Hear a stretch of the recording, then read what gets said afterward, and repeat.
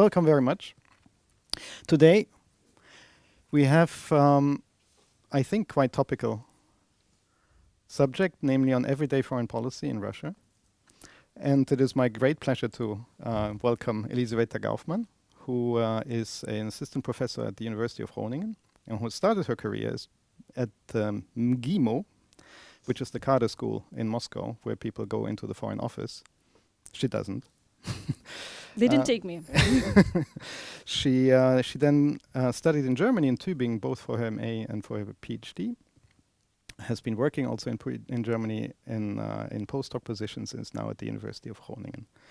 And while people at MGIMO usually are very much at the top echelons of diplomatic affairs, Elizaveta decided to do the everyday foreign policy. And if you're not entirely sure what that is, you will find out by the end of this talk. And it's my pleasure also to welcome Rebecca Adler-Nissen, who is a professor here at the University of Copenhagen, a leading scholar, internationally leading scholar on diplomatic studies or diplomacy. And that's not just because one wants to be kind and making compliments. I think that's really the case.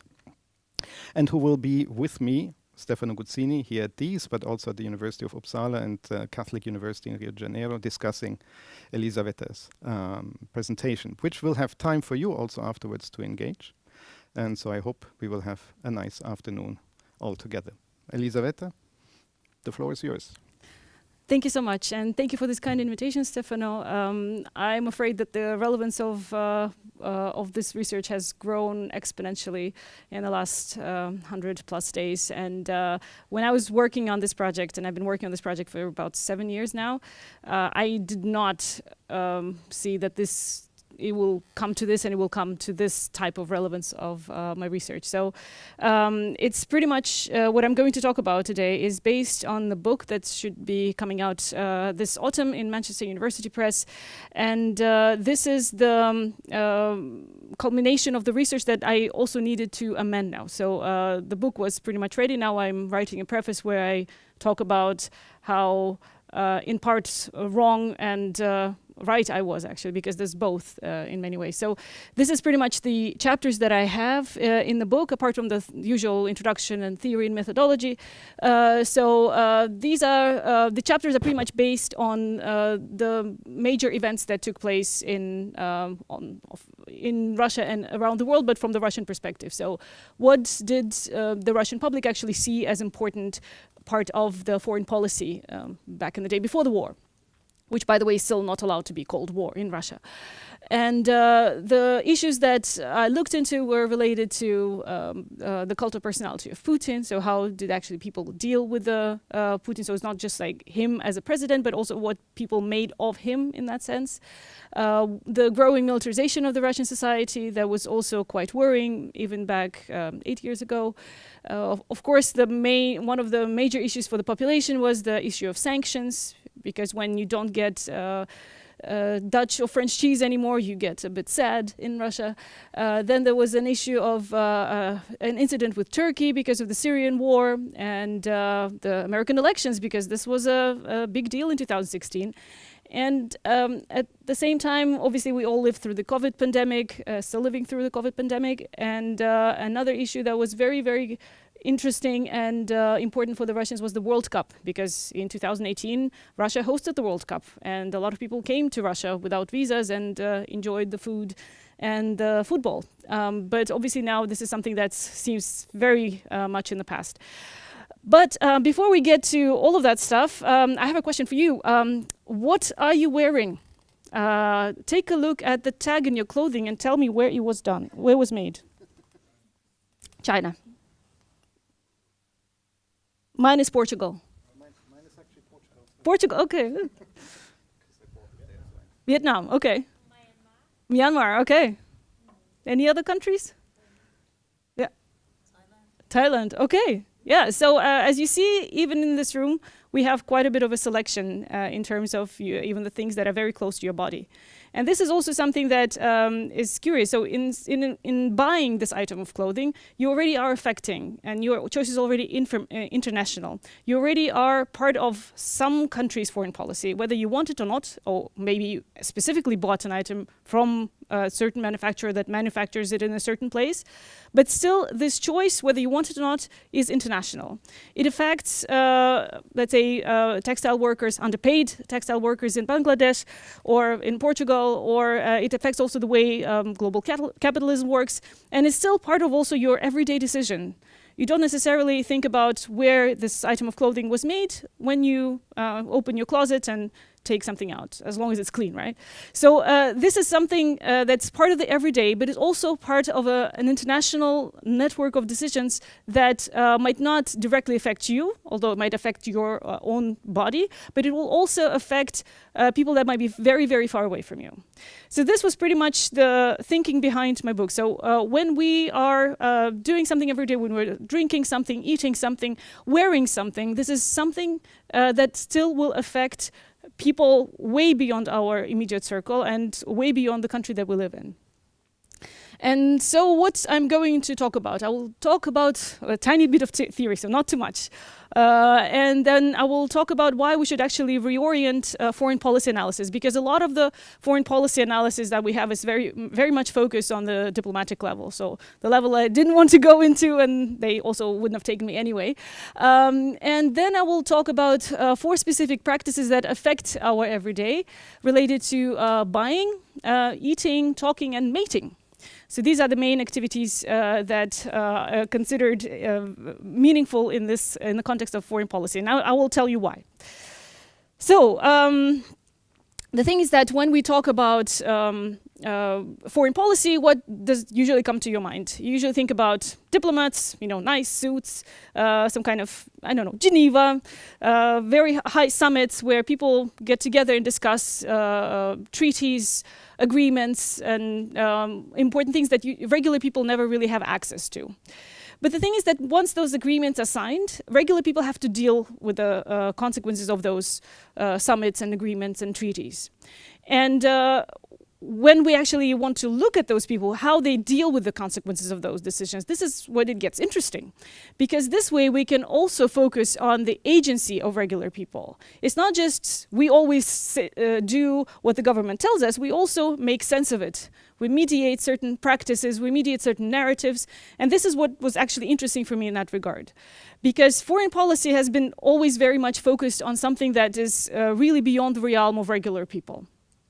And this is an approach that is actually quite common for so-called everyday nationalism approach that has already been quite popular in the nationalism studies and is related to the practice turn in IR, of which Rebecca Adler-Nissen is actually quite a famous representative here as well.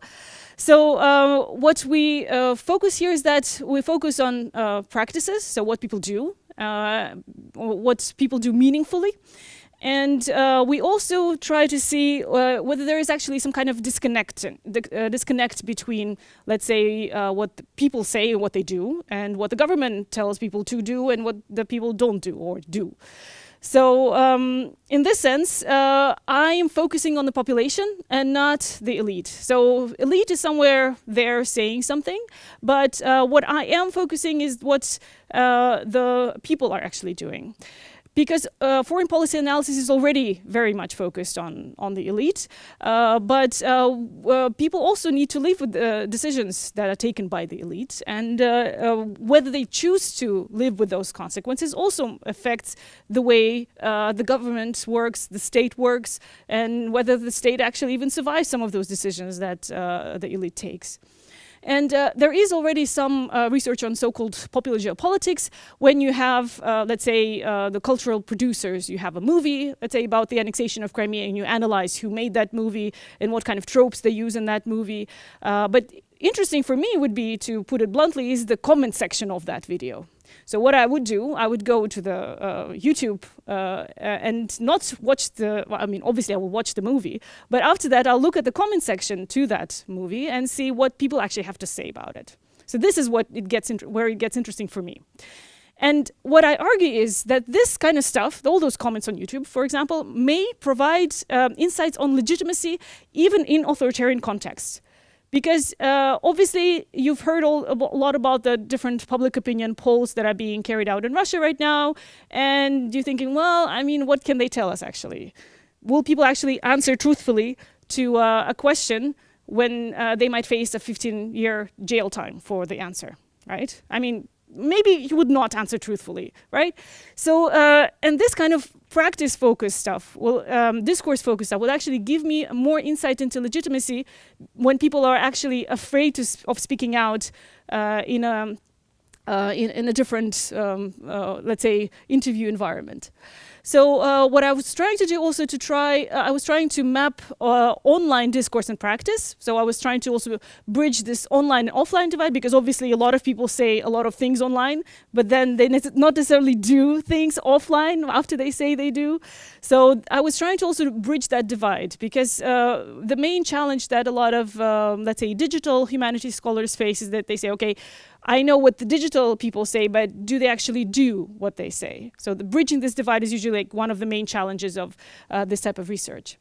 And this is where actually Rebecca's stuff comes into play. So this is where I was trying to approach those things from what Rebecca calls a disordering approach to practices, because it's something that manifests in bodies, urban landscapes, and consumption. So this is the level that was interesting for me. Not all those diplomats in those suits, but regular people in regular clothes. And regular people who also sometimes make their decisions by, let's say, buying something or not buying something, or regular people that choose to wear something on their body directly or not. And in that sense, everyday foreign policy for me in this research was an assemblage of micro-practices and discourses that are enmeshed across physical and digital spaces, inside and outside of the body. And I'm specifically saying inside of the body because the kind of things you eat actually get inside of your body as well.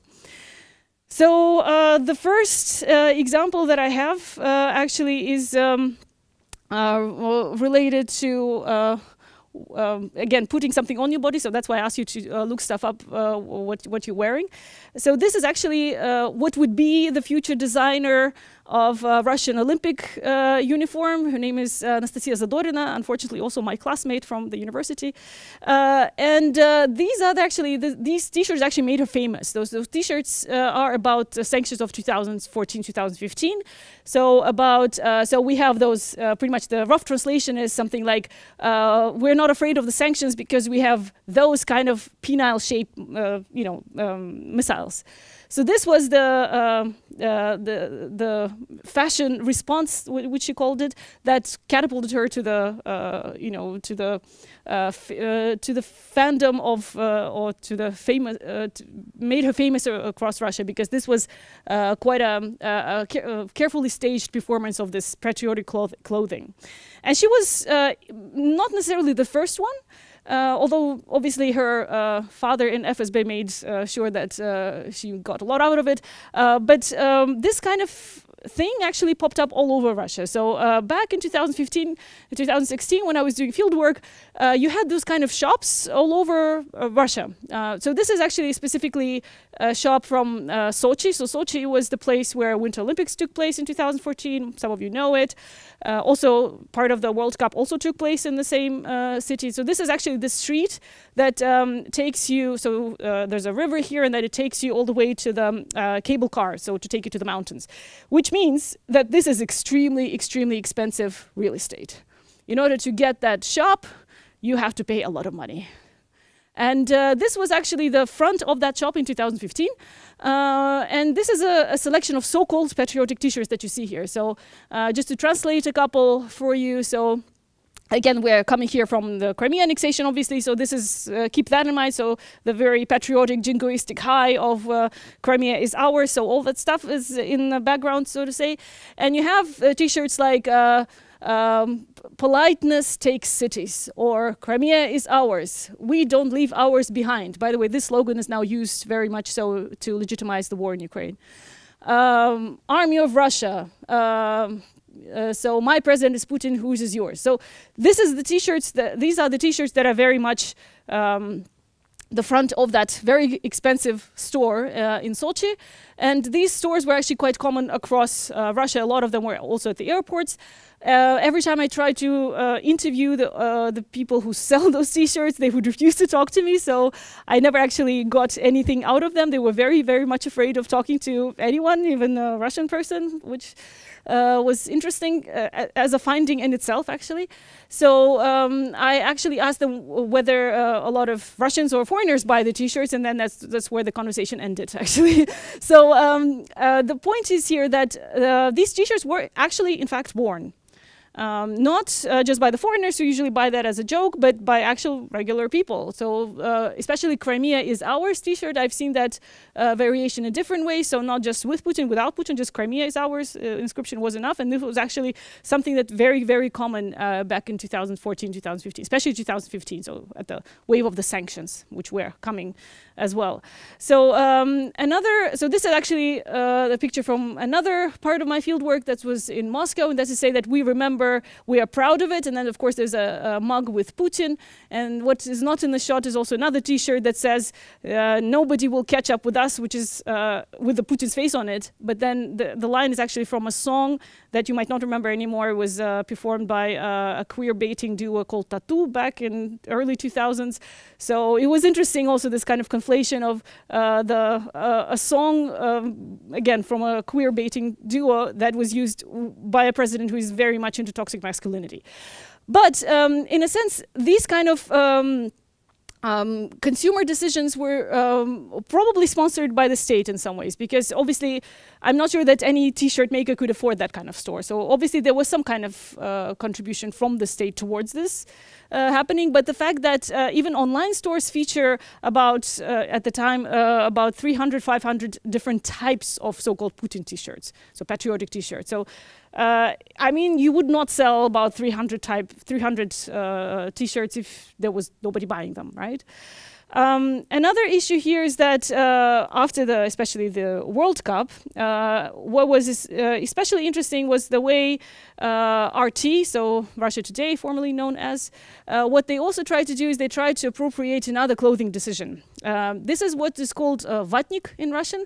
Vatnik is a padded jacket, so padded usually with, so it's like a winter coat, which was used by people who were in gulags, so people who were forced to do forced labor. Apart from forced labor camps, this type of clothing was used by Russian soldiers in World War II. So this is, vatnik is a very kind of, let's say, workers' uniforms. It's something that not an elite person would wear ever. So this is something that regular people would wear. And vatnik actually became a bit of an avatar for the support of the Russian invasion of Ukraine in 2014 and the annexation of Crimea. So to such an extent that people who supported the war were called vata or vatniki. So they were actually extrapolated. So the item of clothing was used to describe them as the supporters of the war. And I do not recommend taking a picture of this because actually this is an obscene expression in Russian. The fact that it's in Latin script also makes it possible to be emblazoned on a vatnik because it actually says, can I swear here or not? I don't know. Yeah, okay. So to translate it mildly into English would be, what it says here is that Russia is fucking awesome man. So, or bro. So this is, it's actually illegal in Russia to say this. So this word is actually taboo in Russian, but the fact that it's written in Latin script makes it possible because it's technically not swearing now. And this is actually a phrase that was uttered by a Brazilian journalist who came to Russia in 2018 to follow the games. And at some point he was very, very happy and screamed, like kind of photobombed a journalistic report about the games, and said that in response to a journalist. And of course, RT could not let that marketing opportunity go away. So of course, they used this as a kind of a slogan. They no longer sell this though. I guess they ran out. Or I don't know. I'm not sure what is exactly the target audience for this kind of decision, because obviously this is over $200 a piece, and I mean, it's not really necessarily high fashion, even if you want to show your loyalty to the state. So these are a couple of clothing decisions that can also illustrate the way people deal with foreign policy. Another, again, visceral decision that here is related to eating. So obviously we as we need to eat, humans, right? So what do we put in our mouth is also quite important. You know, do you like some kind of eggs from happy chickens or sad chickens, or do you eat meat? Do you not eat meat? Is your fish sustainably produced or not sustainably produced? So these kind of decisions are not necessarily they're affecting, let's say, producers of, not just producers, but also the people who are selling it, but also, again, global networks of capitalism. But what I have here, an example, is actually a completely different one. So, as you know, Leningrad, so St. Petersburg, was besieged during World War II, and a lot of people died from starvation in St. Petersburg. This is actually something that Putin himself references a lot because he is originally from St. Petersburg. And this is an action, so that was again organized in part by the government, that is called blockade bread, so blockade siege, the siege bread. So what these people did is that they distributed a piece of bread that was the size of the ration that people got during the siege in Leningrad. And it has a note on it, so it says that how much everybody gets. So the ration also differed depending on what you did during the siege. So if you're a worker at the factory, you got a little bit more. And so this kind of this was also the way to viscerally connect to the memory of the Great Patriotic War. That is also how World War II is called in Russia. And also this is, again, the war is used massively in order to legitimize Russian invasion of Ukraine. Because if you listen to some of Putin's speeches, he keeps saying things about neo-Nazis in Ukraine, regime of Zelensky, Banderovites, although he mispronounces it in Russian for some reason.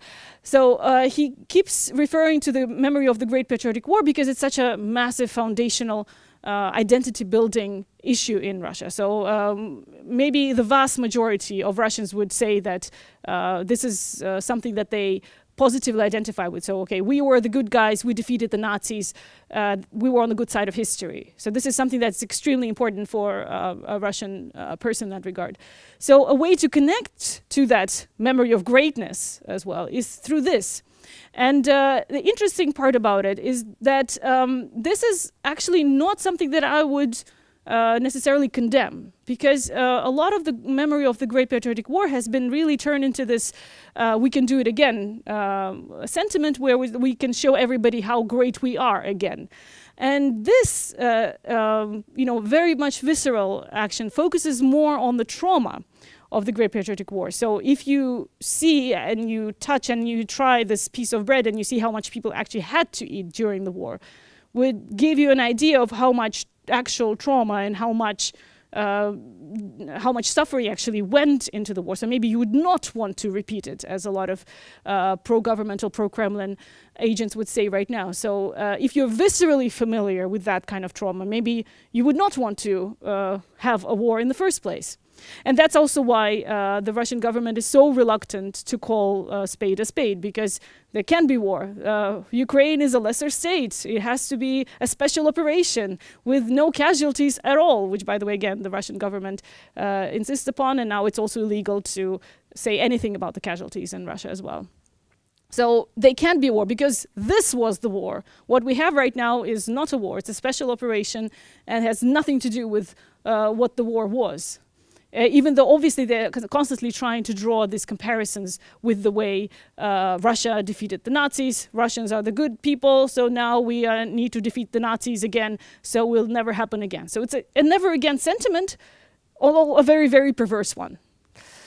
So obviously this is not just what the government does. The government also sanctions products, and this is something, so I actually put some slides next to each other, because this is from 2015 when products were sanctioned. So this sticker actually says sanctioned product, and you see there's a bear ripping an American and a European Union flag. So this is something that pro-governmental vigilante groups actually did in supermarkets. They would go around and put stickers, those kind of stickers on products that they thought were sanctioned. In case of Seeberger, they were actually right, but also a lot of Swiss cheese actually got in the way. So Switzerland obviously is not a European Union country, but they got a short end of the stick in that regard, because obviously the vigilante groups are not necessarily very well versed in geography. Another issue here is that this is actually an example from actually a week ago. So as you know, McDonald's is no longer available in Russia. Now you have a new chain that's called Вкусная точка, which can roughly be translated, it's tasty and shut up. So it's a very liberal translation. But another very sinister burger chain that has opened in Syktyvkar, which is in eastern part of Russia, it's called Z Burger, and Z has been used as a sign for legitimation of the war. So these are the selection of the Z burgers that they serve. They also have pizzas, by the way, equally atrocious. I haven't tried them, obviously, but this is just the names are atrocious, for me at least. So you have a burger that's called Kremlin. You can eat a burger that's called Zamir, so which means it's 4-piece. The third one is called Grad, which is actually a multiple rocket launcher system. Another one is Za Nashik, like 4 hours, 4-hour guys, so to say. Rus Burger, V Burger, T-34, so it's a tank, apparently, and Za Rodinu, so for motherland. I have to say the motherland is particularly disgusting in that regard, but this is a kind of selections, like the marketing decisions they're trying to make to imitate this kind of allegiance to the state. And again, I'm not showing you pizzas because they're more disgusting. So if this was something that, again, was specifically promoted by the government, especially by governmental vigilante groups, a lot of people who were actually dealing with the sanctions, so this is actually 2022, this is 2015, there's a bit of a difference. So what the people actually did with those stuff, they actually made fun of it. Because usually people do. When they faced with some kind of silly governmental decision, they usually try to make fun of it. And there were a lot of poems about the missing cheese. So there was also a poem about camembert, for example. There was a poem about mozzarella. There were a lot of very, very loud regrets about the fact that you no longer get cheese. So cheese was the central issue of the sanctioned products, even though a lot of other products were actually sanctioned, and they were also publicly destroyed by the Russian government, which actually created even more outcry among the Russian population, because as you know, a lot of people don't have a lot of food to eat, and especially coming from a person that survived the siege on this kind of, well, he did not personally survive the siege, but people survived the siege on this kind of piece of bread, and seeing the willful destruction of food by bulldozers. It was really painful to watch for a lot of people who are genuinely traumatized by the memory of the Great Patriotic War. So now obviously you have the Z burgers, and but the thing is that it's very much it's much less pronounced. So you do not. So this is pretty much the entire. More of an exception for this campaign, because the Tasty and Shut Up chain has been reopened with a lot of pomp, but they are not necessarily trying to use a lot of the Z symbolism, because they know that people are actually not going to buy that.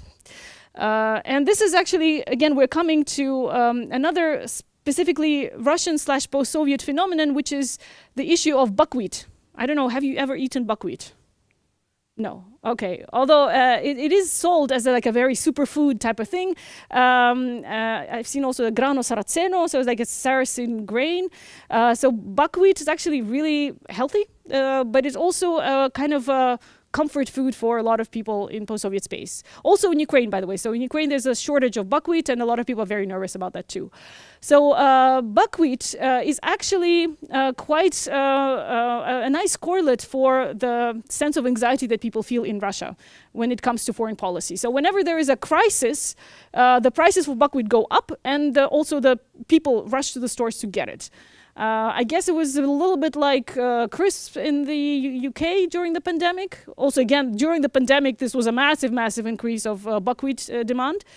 And another issue is obviously the fact that you need to, you can store it for a long time. So you can put it in your pantry or closet and it can wait for you. So buckwheat index, I mean, if you actually try to correlate this graph of the buckwheat prices, actually correlates really well with the big crisis in the recent Russian history. So you have this is the annexation of Crimea and sanctions. This is the COVID pandemic, and this is this was also the economic crisis that came out of after 2008, the war with Georgia and stuff like that. So it kind of correlates really well with what has been happening foreign policy-wise. And if you go on TikTok, which I don't know a lot of you do, if you do, but buckwheat hashtag on TikTok had over 338 million views.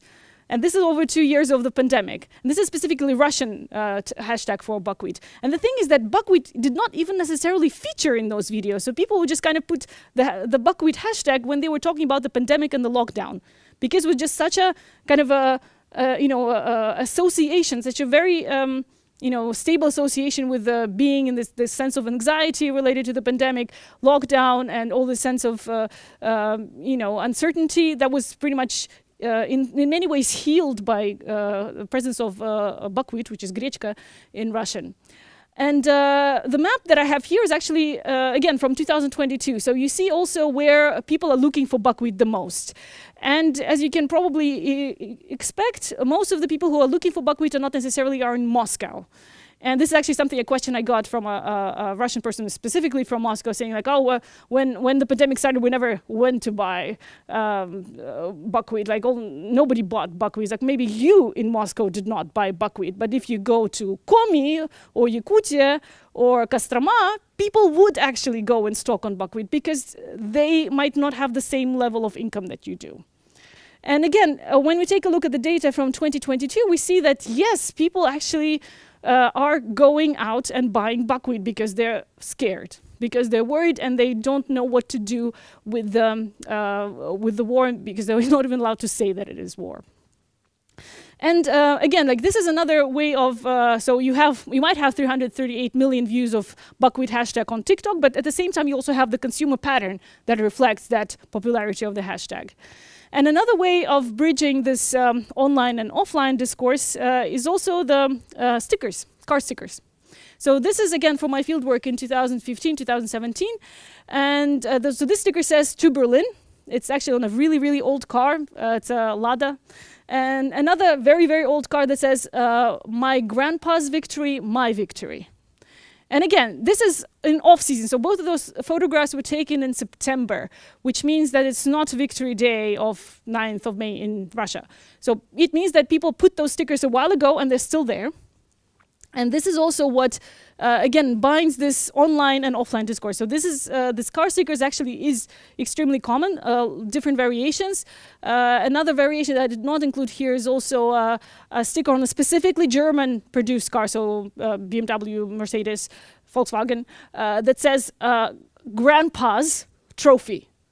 So meaning, like, you have a German car that was a trophy that your grandparent stole from Germany and brought to Russia. Obviously, it's supposed to be a joke, of course.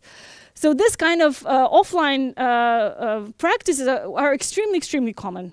So it's not just people are talking about the importance of the war, but they also actually practicing it and putting it on a very much everyday object for them. So they're driving the car, people look at it a lot.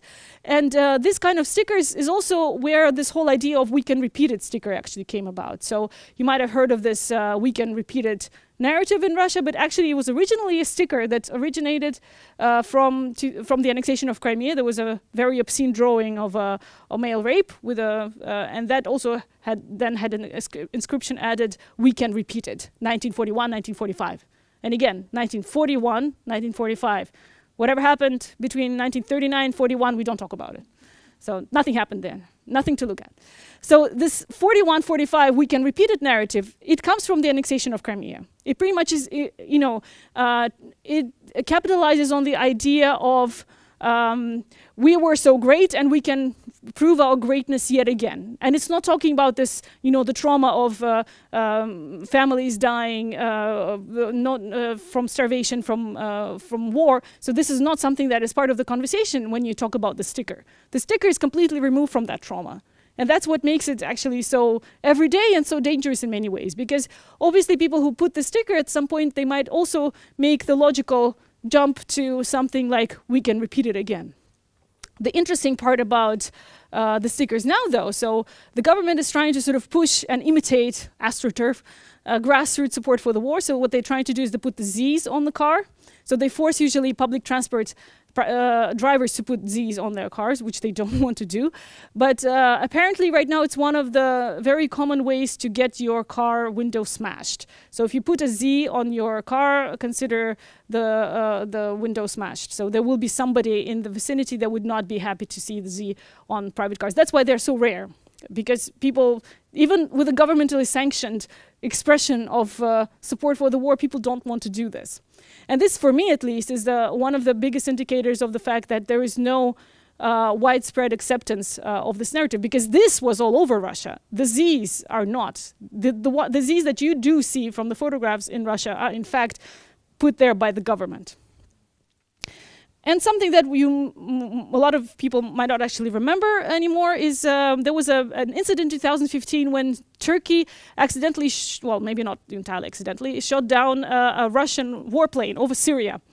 And after that happened, there was a big outcry in Russia, of course, so how dare they do that? So then there was a visa regime that was stopped right away. Turkish tomatoes were banned. And it was quite painful because I think about 55% of Russian tomatoes actually are imported from Turkey. On top of it, Turkey is a euphemism for testicles in Russian, so it was supposed to hurt even more. And at that point, also the government banned a lot of flights to Turkey, which means that there was a lot of this jingoistic uber-patriotic discourse about how we're just going to invade Turkey. So this was a meme from the time that says Russians are going into vacation in Turkey like that, so with on armed vehicles. And this was a very, very common narrative at that point in time. However, once we actually take a look at the data, and people who are saying that we're not going to Turkey, so this was actually a hashtag as well, so not going to Turkey, not buying Turkish stuff. Once the flights were actually unbanned, people actually went back to Turkey. So which means that all of these conversations about not going to Turkey never translated into offline actions. So this was very, very much hypocritical. This was very much blustering and all this very performative action online that never actually translated into an offline action. The interesting side effect now, of course, is that Turkey, as a visa-free country for Russians, is one of the most popular destinations for Russians in exile. So this is a major hub for people who actually want to flee Russia right now. And another very much sinister part of that anti-Turkish discourse that took place in 2015, it was also related to, obviously, the very long history of Orientalism in Russian culture that related to racialized people, especially who are called Caucasians in Russia because they're from the Caucasus. So not Caucasian as in American sense, but Caucasian in a Russian as in Caucasus Mountain sense. And this, oh wow, I need to round up. So this was also related to the fact that a lot of women who were married to Turkish men were shamed. So there were they were called different names that I'm not going to repeat here. And this is also related to another practice that I mentioned at the beginning that's related to conjugal order. So conjugal order, meaning that who you're allowed to marry, who you're allowed to date, who you're allowed to have children with. And so this policing of conjugal order was extremely relevant for the situation with Turkey, but also with the situation in Ukraine. And this is, again, data from the annexation of after the annexation of Crimea, where people share respondents who strongly oppose their family members marrying migrants belonging to ethnic groups other than their own.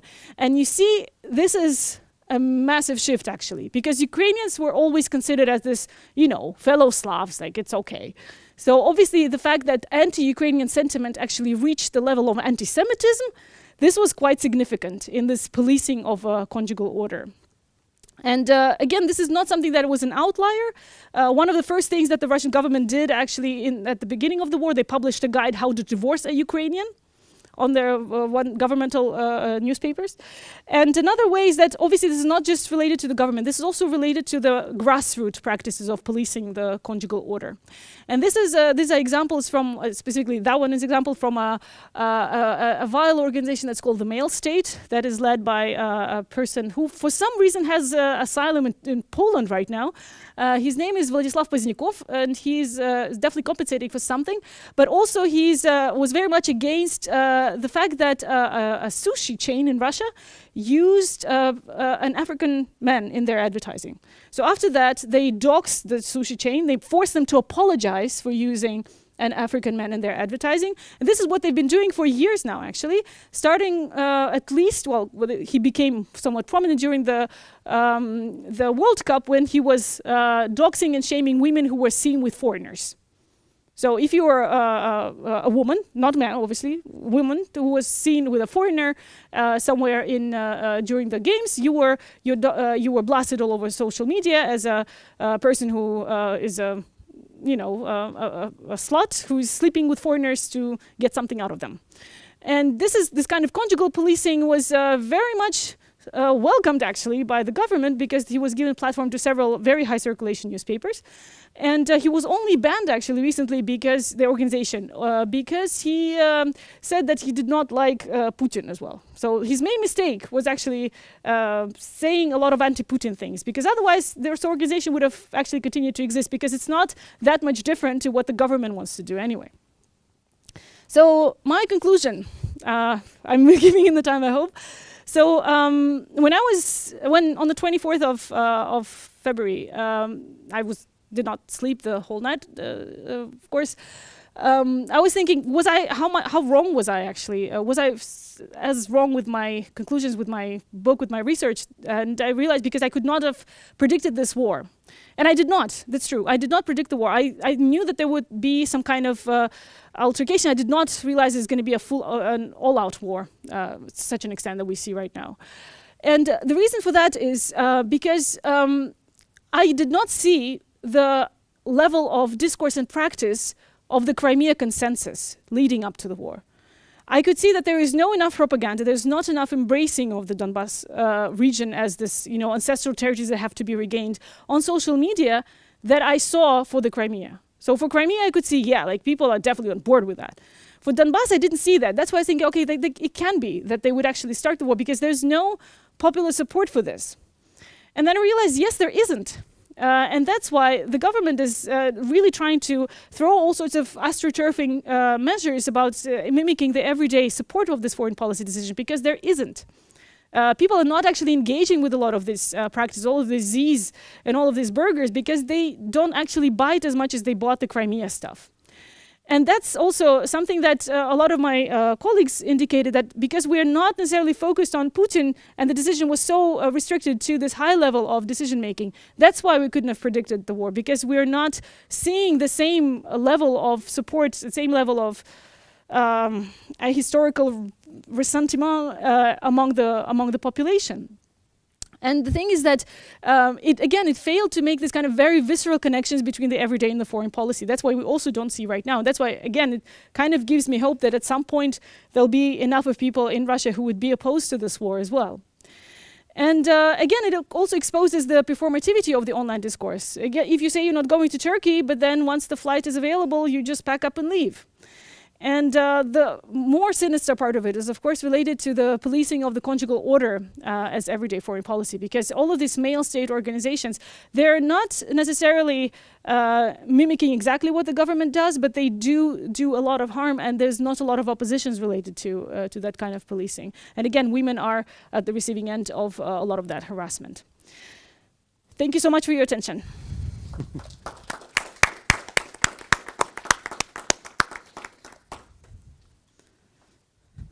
Well, this was on. All right, thanks very much, Rebecca. What a fantastic book! Congratulations already. Thank you. And an exciting talk. I think everyone in the room agrees with me on that.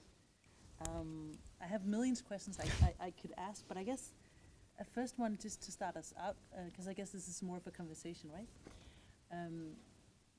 Would be would be the relationship between the offline and the online, which you also address both theoretically and in the book empirically. And there are various ways in which you put this, right? You both emphasize the disconnect, so the hypocrisy that you say one thing online, we all know that, right? Things look better usually online than they do offline, also in our own private lives. But then there's also when it actually, when it actually works, when the two go together. And my question is really also given the latest developments with more censorship. So it's not only the fact that many Russians are now really afraid of going to jail more than they used to be, I guess, but it's also the fact that what can actually go online and what can you actually see. So my sense of what was online in the olden days, even before Crimea, was that it was a relatively open internet. A lot of everyday politics could actually be expressed. It's become more and more impossible. So in that sense, how much of disconnect between the online and the offline will we see in the future? And how can we think about the relationship when the online stops even being partially related to who we perhaps really are? So when the freedom of expression diminishes even more, what is it that then we see online when it's produced by ordinary people? I guess I want to start with that one because it both has theoretical and just because I'm curious to hear what you think. Yeah, so this relationship between online and offline in Russia has always been a bit of a fraud. And yes, you're absolutely right. RUNet, Russian internet, was seen as this one actual free platform where you could express yourself and not necessarily being afraid of the government, although the government was trying to watch you to an extent. And a lot of the rhetoric was actually indeed reported to the Russian security services. But now you probably know that Facebook and Instagram have been banned. Then you do not have a single oppositional outlet now available on Russian territory without a VPN. So you still have the one pocket that you can still see what you want, whatever you want to see is Telegram. So Telegram is still widely available, and not a lot of censorship is happening there. Although most of the criminal cases are actually happening right now in Russia based on Telegram. So it's both Kontakte. Kontakte is another social network. So Telegram is a place where most of the criminal cases for either what's it called? The spreading of fakes about Russian armed forces, so this new laws about discrediting Russian armed forces. So all of these prosecutions happening criminal cases are happening based on the data from Telegram, which means that they're targeting specific opinion leaders from Telegram because you know who they are and you want to make them stop. So yes, there's definitely even more disconnect right now in Russia. Also, you cannot necessarily even do a lot of things openly. I mean, right now, for example, if wearing a blue and white would be criminal in Russia because the sign of the Russian opposition. So blue and white, like Rebecca right now could be technically be put into jail for promoting the flag of Russia without the blood on the flag. So this is one of the oppositional things. So that's why the protests really became very much every day and very much scaled down. So you don't have this mass marches, but people put little toys on the street. They put stickers, like small stickers, like they change the price tags in supermarkets. They put a ribbon on their clothing, and again, that can get them arrested anyway. So this is very, very micro protests that are still very much visible, but they're not necessarily making it online because online can be traced now much more than before. So we'll see probably even more disconnect between online and offline. And another thing is that what actually Russians specifically adapted is using coded language. So right now I could say 35 and people would know what I mean, because 35 actually is a coded message for "Нет войне." So it's a number of syllables, the number of letters you have in the slogan "No to War" in Russian. So if I say 35, people know what I'm talking about. So a lot of those things, I can put some asterisks and people would know what I'm saying. So a lot of this really coded messages is something that you can display openly, and the government will have sort of a hard time, pinning a case on you. So, and coded language is something that people are really getting really good at right now. A lot of it is related to, let's say, the coup d'etat in Russian history. So there's a very popular toast right now for a tobacco box and a scarf, because those two items were used to depose, well, technically kill, Paul I, the Russian emperor. So now people are drinking for the tobacco box, and so pretty much they're drinking for Putin's death. So, but they're saying tobacco box. So, and people outside might not necessarily decipher it right away. So a lot of this coded language is something that's extremely common right now, and this is something that we saw in Soviet era a lot. So now it's coming back in many ways, and a lot of other ways to do that is also related to political jokes. And the reason that you use political jokes right now is because this way you can shift the responsibility. Oh, that's just a joke. I'm just repeating somebody else said. It's not my responsibility. It's just a joke. And you are not, in prison for a joke yet in Russia. But I mean, even you can. I mean, I just got a meme from one of my family members in Russia, and they were actually making fun of the fact of this new food chain.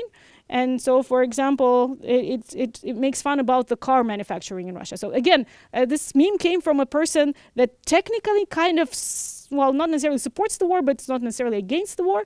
But it also makes fun of the fact that, now that all they're closing Audi and BMW, there's going to be a new car salon that's called It's Riding and Okay. So so like it's tasty and shut up. So now it's riding, it's driving. So that's okay. So, and again, this is a meme that was created and it's circulating on WhatsApp. And WhatsApp is not something we can track really well because it's technically private messaging.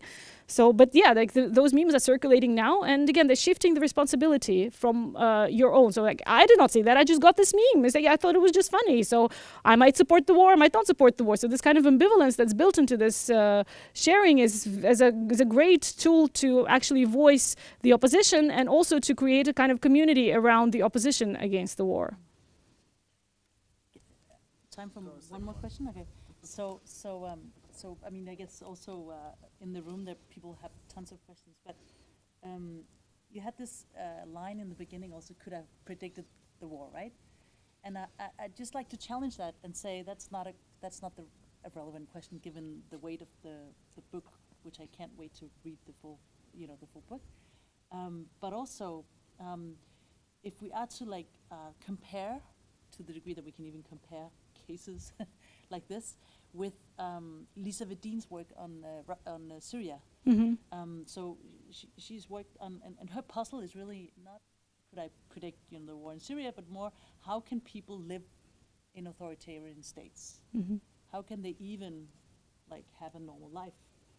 And including what is an everyday life if you live in an authoritarian regime and know that you live in an authoritarian regime. And here humor plays a huge role, and irony and sarcasm. And if I'm pushing us a little bit here, the lesson we could draw from her is that you can live very well. I mean, so you can because you have that kind of possibility of letting off steam or being critical but not critical. Humor is this ambiguous place which may make you feel kind of nice because you're kind of critical to Assad or to Putin, but nothing's going to really happen, and it is mostly at home, like we also see in Iran, for instance. So could we imagine that those micro-practices of resentment and criticism, etc., that people do dare to have, will continue for a very long time and actually paradoxically help sustain the regime, because that's a way in which people in Russia will be able to not live well, but, survive mentally under that regime. That would be the one possible lesson from her work. Mm-hmm. And oh, maybe not. I forgot to put it on. Oh. Good. Yeah. We'll see how many people at the screening. Yeah, that's a great question. And in many ways, this kind of safety valve of humor, like controlled dissent, is something that the Soviet Union also practiced. So, for example, in the 80s, there was a specifically KGB orchestrated so-called alternative rock music scene that is now also coming out in support of the war, of course, because there were KGB creatures in the first place. So, yes, there's definitely this kind of controlled opposition, but I think that in this case, it would be much harder to square that with the war in Ukraine, because just the scale of the atrocity, and even people, they're still watching TV, obviously, because they don't have necessarily access to other things, and VPN is being blocked every day. More VPN providers are being blocked. But it's still hard to square that with especially a lot of the familial ties. So a lot of people are really uncomfortable with the amount of deaths that are coming out of Ukraine. They might not have any pity for what they see as Nazi Ukrainians, but they're still very uncomfortable with the level of casualties, because it's still creeping in, and a lot of people are getting very uncomfortable with that, because part of the reason that Crimea was so widely accepted was there was you probably remember I quoted one of the T-shirts, the most polite president, the polite army. So the fact that it was seemingly bloodless, that nobody died, like everybody just like, we came in, people said we want to be Russia, and then that was the end of it. And now that's not the case. And even they were even forced to admit that on TV, which is a big thing. So yes, I do think that those micro practices will endure, and they will probably help a lot of people to enter what you call in Russian internal immigration, so kind of try to disassociate from what is happening outside.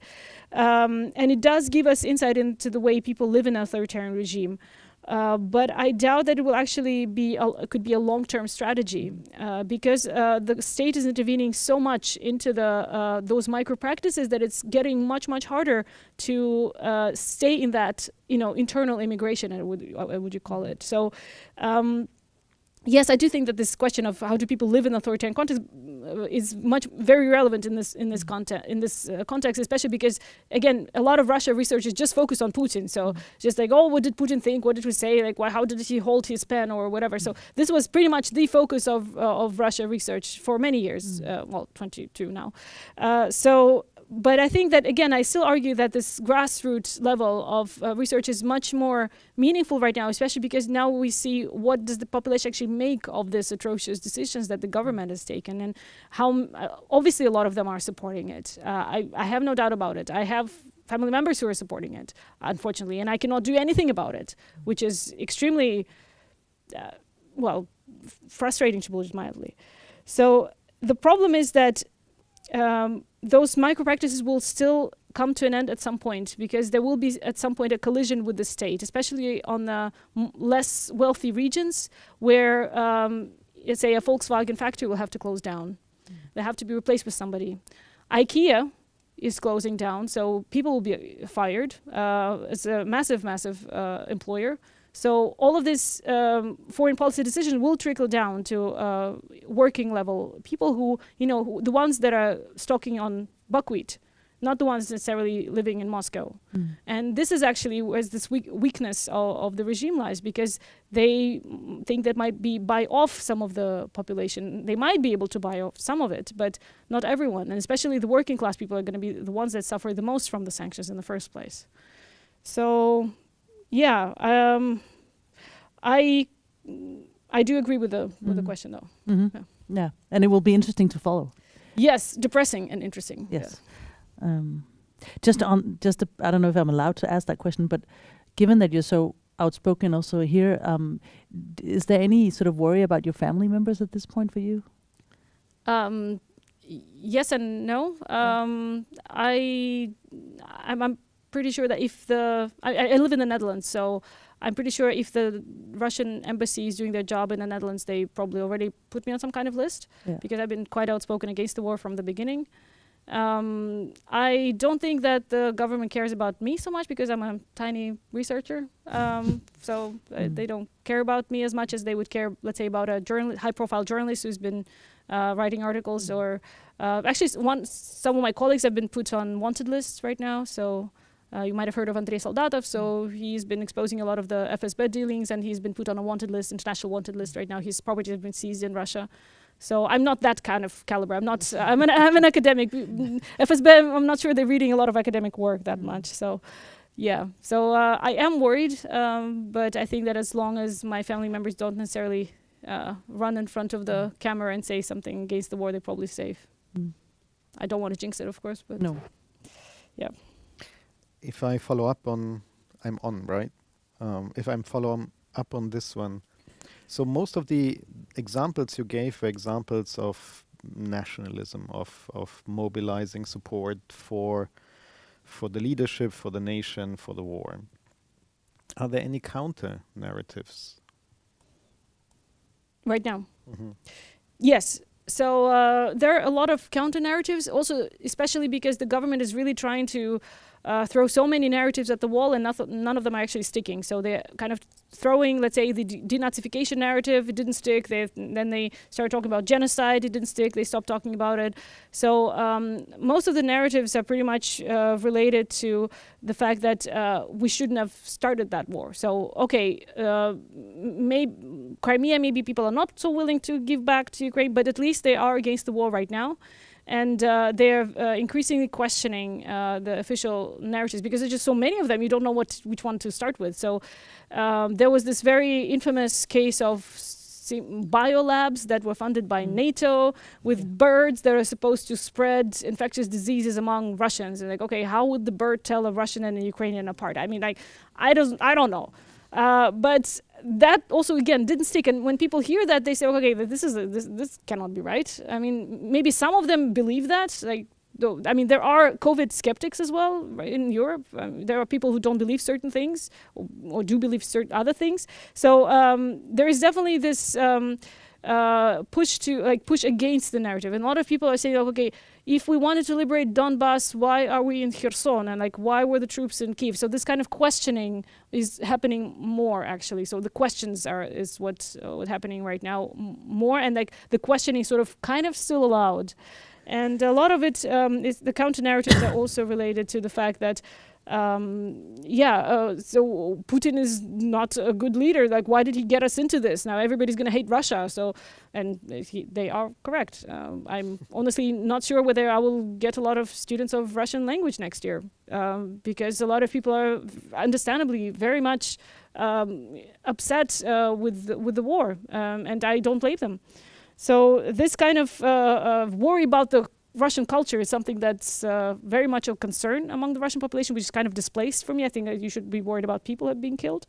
But there are definitely those counter-narratives that are mostly aimed at questioning the Kremlin one. And because there's so many Kremlin narratives to question, it's kind of hard to square this one counter-narrative because there's just so many things to respond to. Is there any particular... Because you refer to the Great Patriotic War, so there's a way of using collective memory in one favor. Are there other indication or other indices of the history, either of the Soviet Union or of Russia, that are mobilized in such counter-narratives? Actually, yes, and the war actually serves as one of those counter-narratives as well, because there was a song that was composed in the when the war started that at 4 or 5 in the morning, Kiev was being bombed. We were told that the war has begun. So this was but this was about the Great Patriotic War. And the thing is that right now people say, how is it possible that we are doing the bombing right now? This is what the Nazis did. How is it possible that we are doing it right now? So this is actually this memory of the war actually can definitely work both ways. Because how is it what the Nazis did and we are doing right now? They can't be right. That it's not possible that we are doing the same thing as the Nazis did. We were also bombing Kiev or bombing Kharkiv and stuff like that. So this is something that comes out a lot. And also, interestingly enough, it comes out among the pro-Kremlin narratives as well. So the ones that are criticizing the Kremlin war because it's not aggressive enough, they are actually saying like, they're doing the same mistakes as the German army did in 1942 or something like that. So, which is even more perverse in many ways. But so this the war is still the main even narrative, as in mobilizing the counter narrative as well. And a lot of people, as one of the ways to engage that, they also say, okay, we cannot commemorate the victory in the war anymore because it's been hijacked in such an extent. And another, though, more sinister thing, what the Kremlin is trying to do is also to paint the entire Europe as Nazis. So right now, what I also heard is that now it's not Soviet army defeated the United European Army. So it's not the Nazis anymore. It's now United Armies of Europe. So it's almost EU army. Yes, in the past. yes. And this is something that I also saw in my data set in 2014 when they were talking about the association agreement between Ukraine and EU, and they called it the Fourth Reich.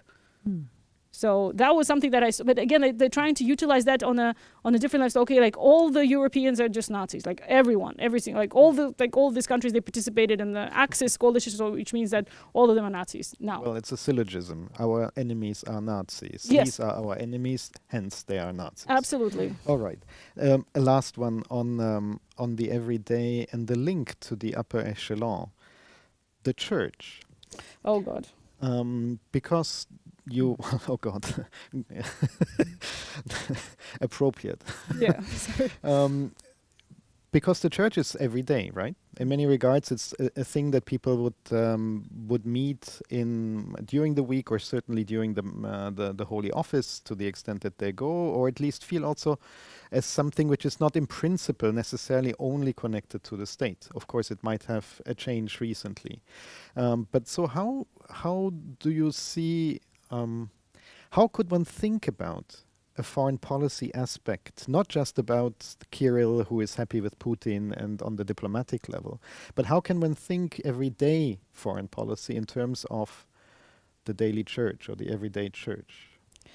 Well, the problem in Russian context is that the church is not everyday. Mm-hmm. So a lot of people would describe them, like majority would describe themselves as Russian Orthodox, but they actually don't even go to church that much. So even for high holidays, there would be like 4% of the population actually go, 4 to 9% ish. So the church is not a part of the everyday. And even if it was some kind of community, it's very much hierarchical. And that's why within Russia, we haven't actually seen a lot of the resignations by clergy, but you do see a lot of them outside of Russia. So, for example, the Metropolitan of Amsterdam famously broke ties with Kremlin. A lot of them were actually replaced by the Patriarch, and even the foreign minister of Russian Orthodox Church was also replaced because he didn't see what happens. And the Russian Orthodox parishes in Donbass were technically part of the Russian Orthodox Church. They also broke ties with the Russian Orthodox, which again shows that the everyday experience of the Russian Orthodoxy could not be squared with the official stance of the Patriarch. But within Russia is again, this is a very small part of the population that actually is involved in that. And not to concentrate too much on the Orthodox, because again, like this is even though it technically unites the largest part of the population, it's still not necessarily an everyday phenomenon. It's not even a high holiday phenomenon for many people.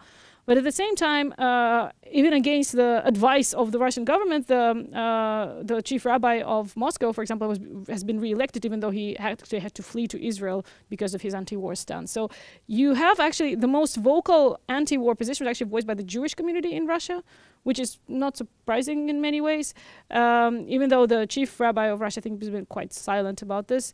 And again, the everyday would be also more relevant here in the Muslim communities because they are much closer and much more a part of the everyday in Russia, because Islam is also at least 10% of the population in Russia. So another issue here is also because the war casualties affected mostly so-called ethnic regions of Russia. You might have heard of Buryats or Chechens. And this is actually, again, the part of Russia that is not necessarily that tightly controlled by the Kremlin, but they're very poor. So one of the reasons they're in the army in the first place is because they have nothing, there's no money in those regions. And that's why they also, the biggest proportion in terms of casualties. And so there, again, because it's so decentralized, it's very hard to square the participation of the organized religion. But what we can also gauge from some of the funerals that took place in, let's say, in Buryatia, we can see that they're very afraid to speak out against it, but they are trying to honor the soldiers in some way. So they are participating in the state-organized funerals, for example, but they're not speaking out against the war in that sense. All right. I think that's the moment where we would be happy to open up. So please. Yeah, I think for the streaming, so people will be on the.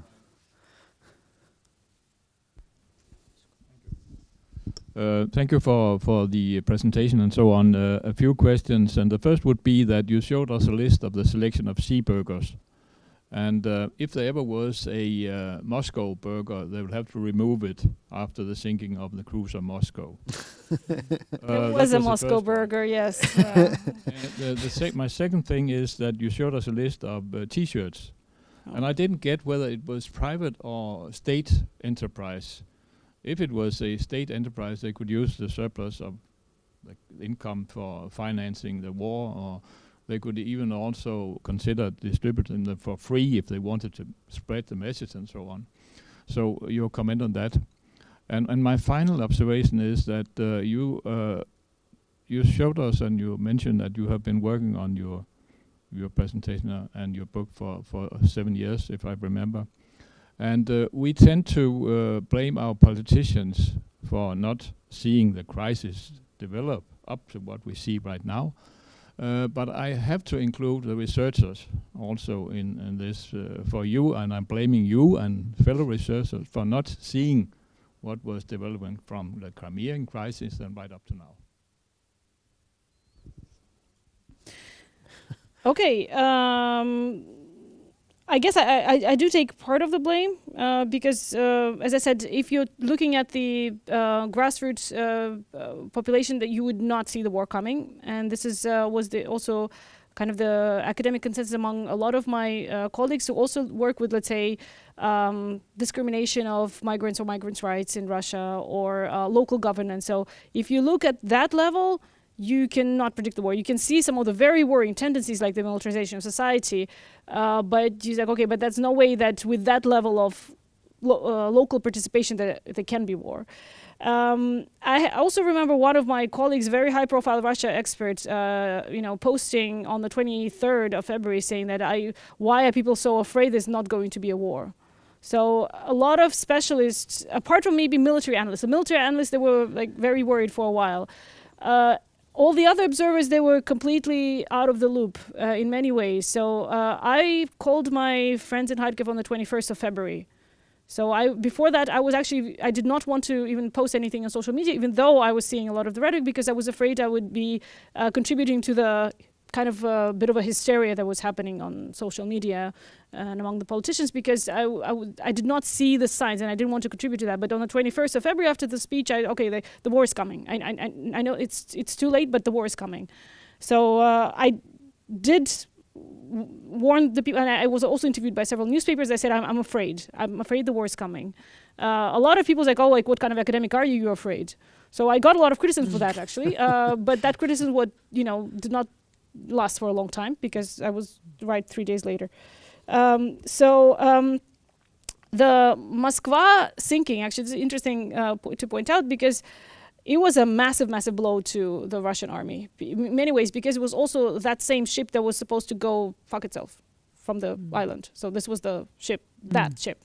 So it was a massive, massive blow. And the thing is that the parents of the conscripts who were on that ship are right now facing criminal prosecution for trying to find out what happened to their children, obviously, because it's not, they're missing in combat, not in combat.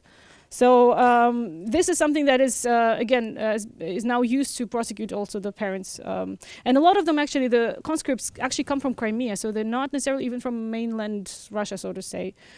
And as for school teachers, so one of the first things that the Russian government did also, they distributed special memos for the teachers how to talk about the war with the kids, obviously explaining it a certain way. That met a lot of pushback from the parents, because technically, according to the Russian law, you're not allowed to involve children into political activity. So a lot of the parents just pulled the kids out of those lessons. They said, okay, they just put, and the thing is that Russian schools actually function on WhatsApp chat groups. I don't know if a lot of schools function like that here, but there's a chat group on WhatsApp with the family, the parents of the people in class, right? And then if the teacher, for example, writes, okay, like tomorrow you have to come and, let's say bring a drawing about the supporting the troops or something like that, and then a lot of the parents would just say, it's against the law so and so to involve children in a political activity. My child is not bringing that, and that was usually the end of the conversation. So a lot of these top-down attempts were actually shut down in many ways. Some obviously did go through, but a lot of those were in fact shut down like that. And the interesting part here is also that. Again, this is not it was not widely publicized, so we only know snippets of that because, again, it's not entirely clear how legal it is to counteract that. So, but we know that there is a lot of opposition to that, and because there is a legal way to oppose that in Russia, it's relatively easy to do, actually. So that's why a lot of parents are pushing back like that, and a lot of this, like, oh, I'm calling in sick. My child is sick today, so he's not coming. So this is actually a very, very common practice right now. So there was also an action that was organized by the Feminist anti-war resistance in Russia. It's a kind of a loose organization of feminist resistors, activists. And they called for a national sick day. So like we're not, like our country is sick and we cannot come to work. And so this was also one of the tools of their trying to counteract the war. Because again, it's completely legal. You don't actually have to tell your boss why you're sick. You're just saying, I'm sick, I'm not coming. And so this is, again, something that could be one of these grassroots oppositions that's relatively low cost, but still effective. Should we respond as being also researchers who have not predicted the the war? I mean, there are two answers. The first is in my own research, I've been working on geopolitical thinking, and it has increased dramatically during the 90s. And it is the most militarist version of theories in international relations and has been extremely prominent in Russia. So the signs in terms of a remilitarization of its foreign policy have been there for a very long time. Whether or not you can predict a particular war is more complicated, all the more that most people would have predicted it just in the Donbass, not in Kiev, which would have made much of the sanctions and the counter policies of the West, the United States, far more complicated. One of the comparisons is with the Kuwait War in 1991, where in fact Iraq was expected to take just the oil fields, but then took the whole country. And then, of course, if you obliterate the sovereignty of an entire country or want to excise the Ukrainian nation, then you get a response which is much bigger. So the increase of the military understanding of security has been very strong in Russia, and we have to be honest to some extent on our side as well. We have been this country has been at war for a long time by now. And we have gotten rid of all the arms control agreements that we had made at the end of the Cold War and at the beginning of the post-Cold War. They have been all stopped. So the entire roof that we had built is no longer there. But we have not been talking much about this. That's true. I mean, there's no question about it. And I mean, I come out of peace research initially, so I asked myself, well, that's the obvious thing that we should have been talking far more, but we didn't. So I mean, the blame is surely, for myself, I would also take at least part of the blame. Although Stefan wrote a book in 2012, I think, that did talk about this specific trend of geopolitization in Russia. So, yeah, 2012, I guess. That's 2012, yeah. But then now it's fashionable again. But for a long time it wasn't. All right. I don't know if I should. We can share various parts of the blame. Although I would like to challenge this idea that we can predict wars, especially this one. I mean, given the we can predict wars, but not the exact date and not the exact way in which it was conducted. I think when the intelligence service in Russia is taken by surprise, then you know it is a surprising move, right? So I think that's fair to say. On my part, since 2015-14, around the annexation of Crimea, my research has fundamentally changed because of the way in which Russia has behaved, not just Russia, but I think anyone interested in international relations has noticed that that the world is not the way it used to be. So now we're all talking about, oh, there's a world before and after 24th of February, but it started way before. And I think most of our colleagues, to be more fair to the discipline, have reoriented their research quite a lot. And some have rediscovered geopolitics and the everyday, and others have rediscovered authoritarianism as a real movement. And one of the things that I wrote a piece on in 2014 on stigma and including on sanctions, which turned out to be more relevant than I had thought. I was also quite interested in the way in which pro-Kremlin disinformation shaped the Brexit debate. And so I think a lot of people do important work. This does not, take away the blame. I think we should all have seen it even more clearly. But there's a real focus on this, and also in ways in which what we can do about all this, of course. Yeah. Questions, please. Thank you. Firstly, I would like to say. Should I? Yeah, it works. Yeah, I would like first thank you very much for a very interesting introduction of your book, and of course all these facts is very overwhelming, and we will think about it. But concerning the prediction of the war, at least I know two writers, Mikhail Shishkin and Andrei Kurkov. Both of them have predicted the development exactly in the facts, time, and what's happening now, and the casualties. Well, but I have also some question concerning the prediction. What is your opinion on the development? Can you predict, not predict, but foresee the development? I think that political scientists are notoriously usually bad at predicting in general. But what I can see, I'm not a military analyst. I'm pretty much a nationalist foreign policy scholar that can see what is happening. So I did accurately predict that there would not be a general mobilization in Russia. So I had a lot of students who were very worried and anxious and sending me emails like, oh, is there going to be a nuclear war? So we're not going to say anything about the nuclear war, but again, nuclear war also relies in many ways on a lot of everyday policies, including, let's say, refueling the missiles and putting them in the silo. So all the kind of everyday things that Putin does not have to do himself. And there's a lot of kind of grassroots level that he has to rely on to do that work for him.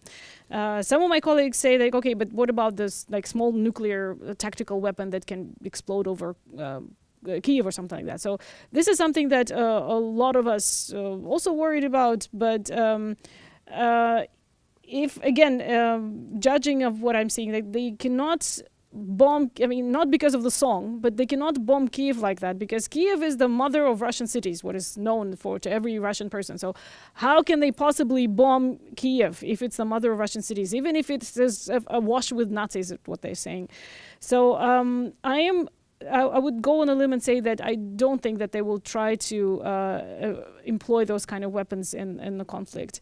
And the thing is that what Putin has at his disposal right now is he can really shape a lot of narratives around the war. So he can pretty much go on TV and say, we won the war tomorrow, if he wanted to.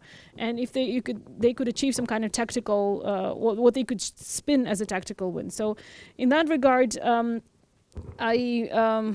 I think that we can definitely see a lot of war fatigue in Russia, and they cannot go on too much longer. So if there is some kind of a ceasefire that might happen, and they would just be happy with the gains in Donbass, which is, again, atrocious for Ukraine. But the thing is that what will happen now is that it's going to be an environmental disaster, almost on par with Chernobyl, because the eastern part of Ukraine is all going to go into all of these missiles that are exploding. That's going to create placid sea of Azov, and then it's all going to go into the Black Sea. So unless there is like really zero consideration for the population that they still want to have at some point, I mean, in the country, cannot be an empty country after all, Russia as well. So they would not want to make this war last for too long, because they were initially hoping for a 3-day thing and a parade in Kiev. So I'm at least hoping that because of this, again, lack of grassroots support for it, they will realize it at some point and will make attempts to spin it into a victory for themselves and retreat in certain ways. Because Ukrainians are fighting for their land. They have the moral high ground there. And even those who are kind of supporting the war, they still see that they cannot win it on the moral ground. And so this is the moral high ground, I think, is also extremely important for the morale. And I think that's also something that's very much missing in the Russian army. Even the ones that are fighting, a lot of them, the conscription offices are being blown up and put on fire in Russia. So there's really, really low morale. So people do not want to die for this, on the Russian side. And the Ukrainians do, because this is their land. They are in, it's their country. And this is really heartbreaking to see that this complete disconnect of what is actually happening. So this is what I said, like it's so infuriating to not be able to make people understand that what is happening is what Russia is doing to Ukraine is atrocious. And this is what, at least for me as a researcher, that's something that I will probably try to do also, to try to at least make people see that this is there's no way that Russia is right in this war. There's no way that it has any moral ground whatsoever. So yeah, so that's I think will have to be the focus, because if you believe all the rumors about Putin dying, about this cancer or whatever, so again, this is kind of a Deus ex machina hope in many ways. But there's still the population there, and you still need to do something with them, and you still need to somehow live after the war with the people and explain to them what actually happened. And this is what I guess would be the focus of us, to sort of try and explain like what actually is happened, and now we all have responsibility for it. I mean, as in we, I'm talking about as a Russian person. So, yeah. Can I follow up with a question, which I often get from journalists, including predicting the war and other questions, to which I often say that, at this point when everything is so political, there's no there's of course a kind of an educated guess, right? But there's also a moral or political, implication of whatever you say. So at this point, whatever you say is going to actually potentially, shape what people then will do next, right? So we are at this point where there are no sort of, in that sense, neutral answers. But if there were, but that was just a prelude for asking you sanctions. So when the first sanctions were put up, which were kind of mild compared to now, in 2014, they were often turned into like kind of badge of honors. Yep. So people were like, be super proud. Yeah, I'm on the sanctions list. I'm not allowed to travel to Europe, stuff like that. How's the dynamic with the sanctions going now that they've changed totally character and become much more full-blown, almost isolation to some degree? What is the narrative around them? Interestingly enough, a lot of the sanctions that we imposed on oligarchs are being pretty much cheered by the regular Russian population. They're so happy about it because, okay, I can't go to Europe, but you cannot go to Europe either, and you no longer have your yacht. So this kind of Schadenfreude, I guess, it's very, very common right now, especially among the segments of the Russian population who never even traveled outside of Russia. And according to the Russian statistics, it's about, several years ago, it was about 17% that had even a passport to travel outside of Russia. So the vast majority never actually left Russia. So a lot of them would be very happy with the fact that the oligarchs can no longer do that either. And they don't longer have their, mansions and stuff like that. So this is a very populist, effective move. So they're actually quite happy with those sanctions because, that kind of makes everybody equal. So this is kind of had a complete counter effect in that regard. Interestingly enough, though, there is a bit of a badge of honor situation happening with the Russian list of foreign agents and sanctions. So what I've noticed also with a lot of my colleagues, I go, hi, my name is so-and-so, and I'm number this on the Russian foreign agent list. So a lot of people are actually wearing as a badge of honor that they've been sanctioned by the Russian government as oppositional, because right now it is a badge of honor. Like, I am against the war, and I've been outspoken enough about it that the government put me on the list. So this is something that a lot of people are actually legitimately proud of, because a lot of the narrative is also about being, oh, where have you been for 8 years? Like, the poor people of Donbass have been bombed for 8 years, and you said nothing. It's like, no, I did. We did say things. We criticized the annexation of Crimea and the involvement of Russian troops there. So we have not been silent. But this kind of badge of honor is kind of working in another way around right now. And another issue of sanctions is that I think, especially in 2015, there was a lot of focus on this, we can do whatever, like, we just, create our own industry, our own goat cheese and stuff like that. By the way, the goat cheese did work out, but only with French experts, French specialists who came and created those goat cheese farms in Russia. I spoke a lot with the farmers, and it was very interesting conversations, actually. So the cheese was, again, like, overtaking the whole sanction discourse back in the day. So right now there is a less sense of actually that this is possible. Okay, so a lot of people are saying, okay, like, this high-tech sanctions, especially, like, how are we going to produce cars anymore? So now, right now, for example, they released a Lada that does not have safety, like the pillows, what's it called? Safety bags. Airbags. Airbags, yeah. It no longer has airbags because the materials for the airbags were completely imported. So, and a lot of people are kind of getting used to, like, oh my God, like, we are not going to have a lot of those things now that has, made our life safer. And all, the airline industry sanctions also been quite affecting the travel. So these kind of things are, creeping in. And this is the daily life stuff, especially the travel stuff is inside of Russia, because Russia is huge. I mean, you have to fly for 8 hours to get from one end to another. Well, actually, almost 9. So you have to fly for 9 hours, and if you don't have the airplanes to do that, or even the trains that relied on Siemens, let's say, equipment that also no longer able to travel between the cities. So this is something that a lot of people are very uncomfortable with. So, and again, like, this is where the sanctions are actually biting in, especially the high-tech sector. So so the personal and the kind of the technical stuff is very different. Mm-hmm. Thanks.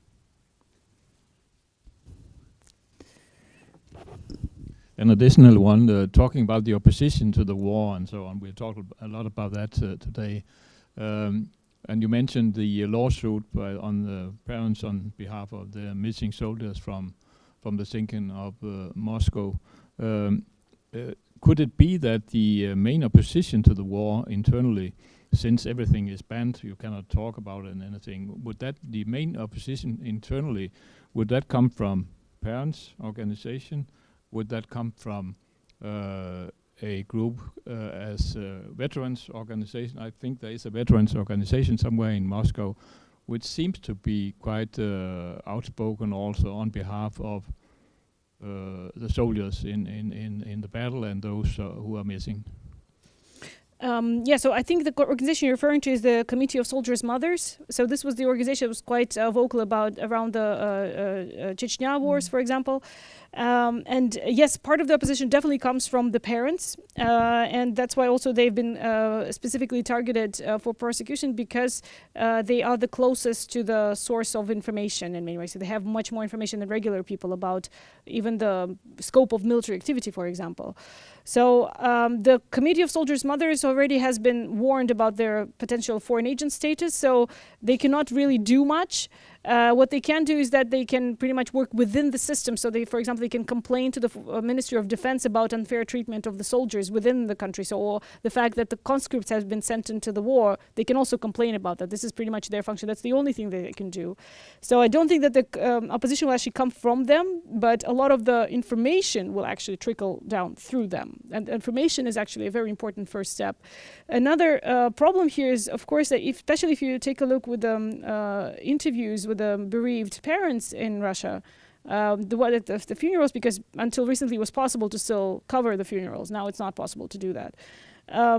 the parents of those soldiers, they cannot actually. So for them, it's actually okay. If the war is so unjust, then my son died for nothing. So this is like, it's a very very difficult psychological fact to accept. So I actually don't think that a lot of the grassroots opposition will actually come from that, because a lot of people are retreating to this ontological security situation where they I have to believe that this was something good about this war, because otherwise the reality is just too awful to confront. So this this kind of not wanting to confront the actual real fact, I've seen that also firsthand from a lot of people, is that, okay, why are you telling me this? Do you want to shame me? Like, do you want to upset me? I was like, well, there are people who are dying, so maybe the fact that you're upset is not the worst thing right now about it. So this is again, and I've heard that many times. So about, you know, are you trying to upset me? So like, I don't want to be upset about it. So, and this is reluctance to accept this also is a big part of the problem, because especially right now, I think a lot of people are just uncomfortable with the sense of, okay, we are the baddies now, to quote the meme. So, yeah.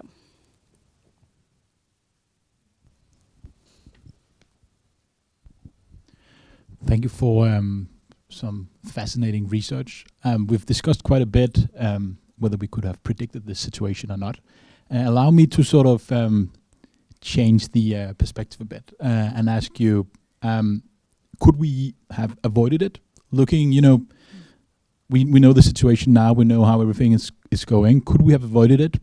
Obviously, this is a question of looking back in hindsight and everything with all the usual caveats, but could we have done something different, and what can we learn from the situation which we're in now?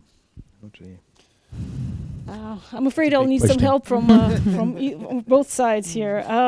But I think that one of the major milestones, also as Rebecca mentioned, the reorienting of research in 2014, is also like the really lack of response to the Crimea annexation. It was like the response that I also saw. I was already I was in Germany at that time, and response was pretty much, well, yeah, I was Russian anyway, so like, what are you gonna do? Like, so there was the response was, and this pretty much motivated the Putin to embolden him in many ways to pursue the strategy in the first place. So I think that a lot of this kind of could we have avoided question also comes back to some of the, well, I would even call it sometimes tanky critique, also about the critique of like, okay, maybe NATO shouldn't have expanded eastwards and then like no war would have happened. But I think that this kind of Mears-Heimir argument hinges on the fact that only great powers have a sense of agency, and smaller countries just have to suck it up and, you know, deal with it, which I do not agree with, because Ukraine is their own country, and they have a right to decide where they want to be. And the Ukrainian constitution specifically says in the preamble that they're striving to be part of the European Union and the NATO. Okay, NATO might be something that will have to, if they decide to, amend on the referendum, but the European Union thing was also something that even Yanukovych signed back in the day. So it's not something that was like completely out of the blue. And I think that, well, a lot of the avoiding it, I don't know whether we could have avoided, but I think that one big thing was the Crimea, the lack of response to Crimea annexation. Also a lot of the, in hindsight, a lot of Merkel's policies related to the relations with Russia were also probably fueling this understanding of, okay, Germany's not going to do anything if we intervene. And another issue here is also, again, like a sort of lack of response to a lot of the internal dynamics in Russia, although they kind of consolidated the internal Russian rally around the flag effect as well. So, like, oh, they sanctioned us for Novichok, for the poisoning of Skripal, so they sanctioned us for this. So, like, so they're always blaming us for something that happens in the West. So this was something that kind of played really well into the Kremlin's hands. So they kind of tried to weaponize this rhetoric. And right now also, like let's say if the news, oh, somebody cancelled the Tchaikovsky concert. Oh, but that's because they all hate us. So like, no, that's because you bomb another country. That's why it happened. But this kind of the bombing part usually kind of misses the conversation. Usually it's just, they just because they hate us. So this kind of narratives of Russophobia that's extremely common. So I don't know what I could have done to avoid the war, but I think that it's a kind of also almost a philosophical question in many ways, but I think that there was definitely something that went wrong in 2014, and that I don't think that the suggestions that were proposed by Putin in the running up to the war, I don't think that it would have done anything, even if miraculously somebody even agreed to them. I don't think they would have pushed the war anyway. I don't think they would have cancelled the war at all. So no, I don't think that it would have helped, actually. So all those seeming off-ramps that Putin sort of gave to the West before starting the war, I don't think that they were off-ramps at all. I think they were still planning to invade anyway, looking at what happened. So yeah, at least that was not a missed opportunity in my view. I mean, there are two parts, right? There is the question, could we have avoided the remilitarization of Russian foreign policy in the first place? So then we are talking 90s. And could we avoid, once the remilitarization has happened in the Putin era and after the Crimean annexation, the coming war afterwards? And there will be different answers given to the two sides. Coming back to this NATO enlargement argument, which is so fashionable. And as Rebecca rightly said, there is a difficulty that by whatever you say, it is never innocent. And then this one is truly not innocent. Not only because it it does justify the war, but it is also because it speaks about spheres of influence as being the ones that organize the European security order, when the entire idea of the European security order was to get rid of spheres of influence. So Mearsheimer, by saying something that he believes to be natural for international affairs, turns it natural to international affairs, and therefore it justifies and becomes an apologist, basically, for what Putin has been doing beforehand. You can say, as an American, there are good reasons to it, because the 2003 war in Iraq had no international justification and legitimacy whatsoever.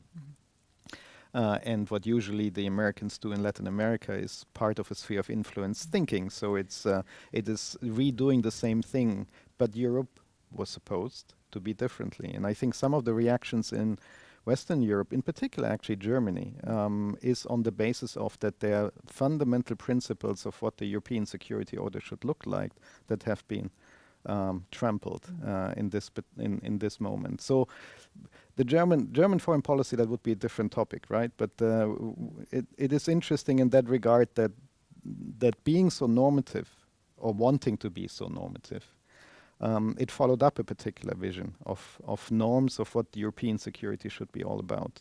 It didn't do much for saving the arms control agreements, whatever else. There wasn't all that much about there. But the enemy's war, Putin does something which should never be allowed, and we go against it. And Mearsheimer, unfortunately, just reinforces this kind of vision that we hoped having left behind.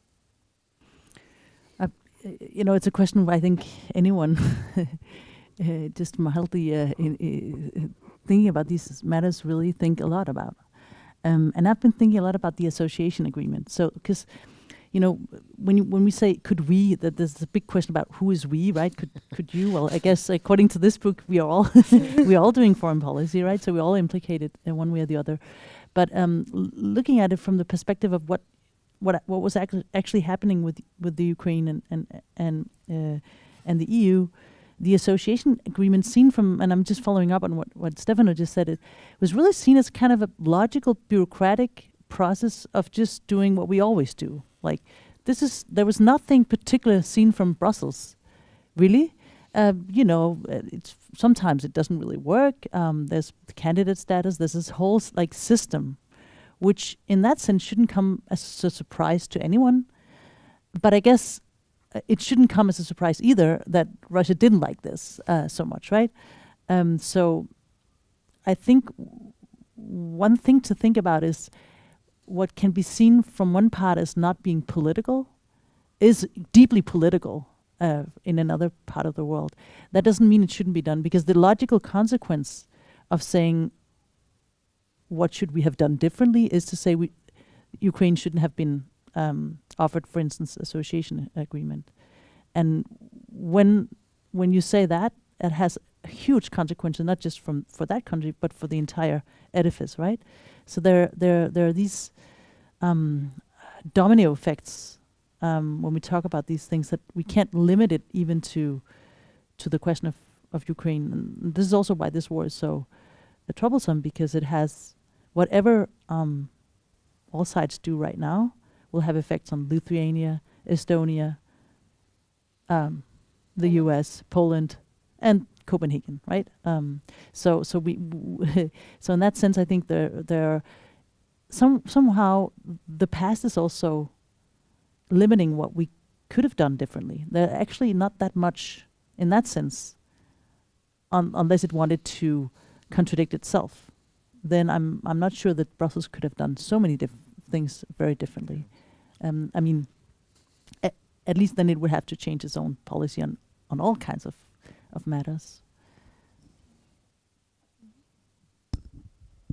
Skal jeg trykke på noget?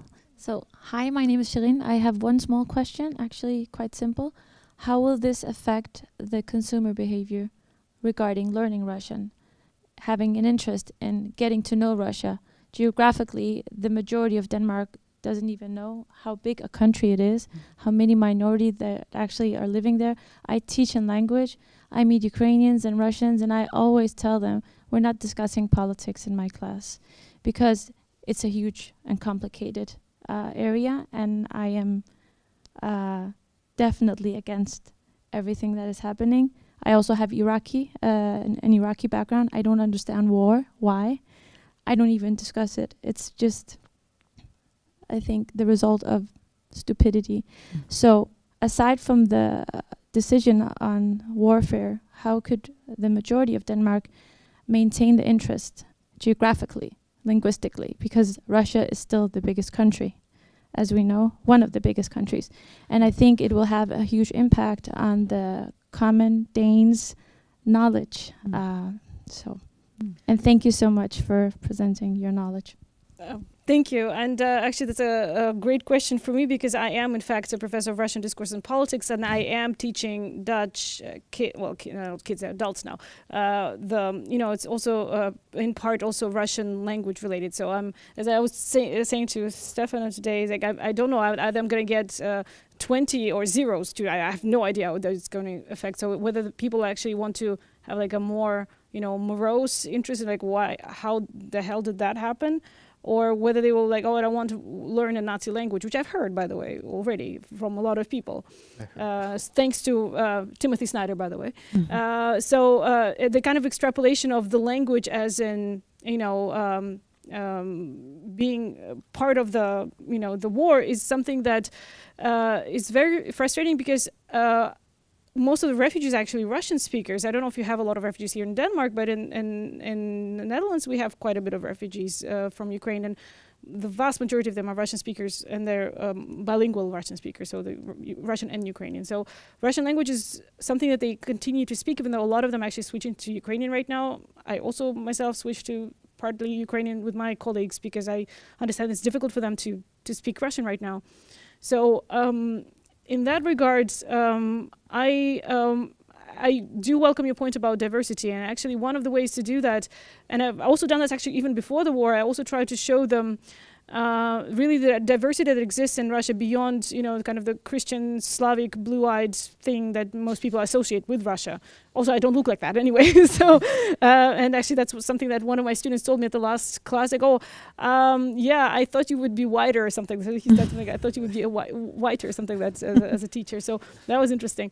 Anyway, so for example, next year I will be starting with so we also include a lot of popular culture in classes. So we'll be starting with Manizha. So Manizha is a singer from Russia with the Tajik origin. So we'll be starting with her song that's called Nedoslavyanka, which means like not Slavic enough, and the way that's talking about her racialized experience in Russia. So kind of going right in with the fact that, okay, Russia is not what you mentally think might be.